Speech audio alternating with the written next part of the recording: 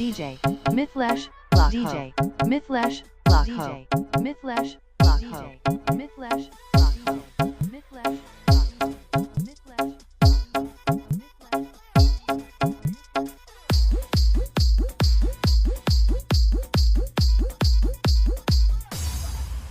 बोला थानिया कहाना कलाकारी हो गई नसीब साड़ी हो गई आखी बारी तुम्हारी के करारी हो गई तुम्हारी हो गई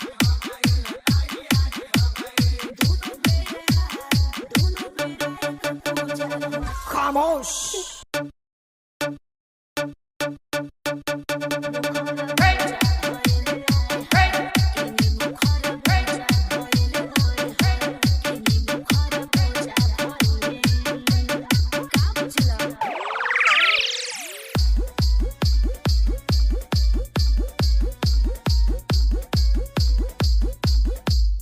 मास्टर गजल के भाव लागे DJ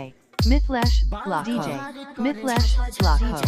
Mithlesh Block Mithlesh Block बोली में तहारा देखी के लोग दीवाना करिएवा पूर्वी के भाव लागे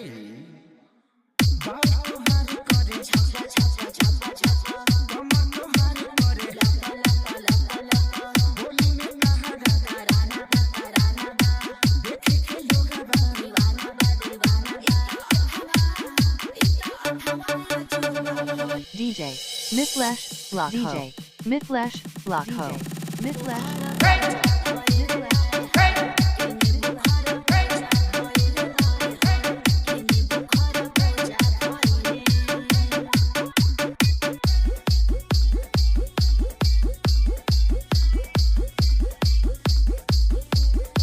मास्टर लगन के भाव लागे आवा चले न राह में त ढोलक तावे यही से दिल हमर ढोलक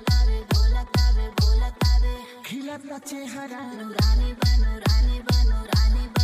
चढ़ल सोनामा के पानी बा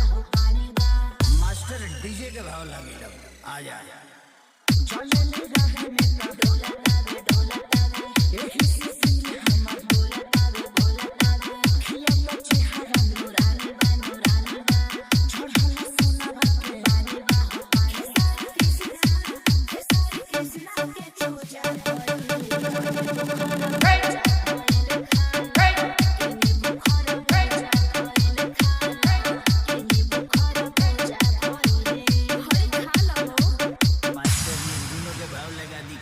DJ Mithlesh Block DJ Mithlesh Block